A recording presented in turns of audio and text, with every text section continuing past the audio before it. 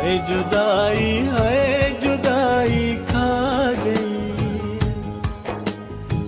है जुदाई खा गई।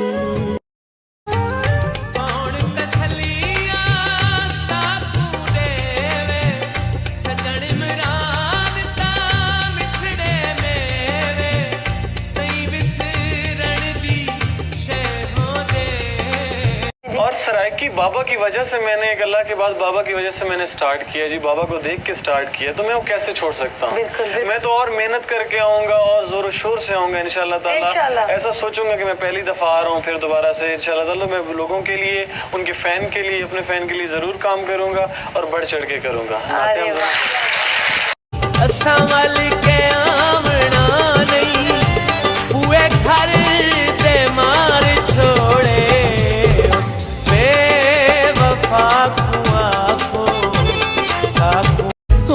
किहड़े हाल दे विच यार वे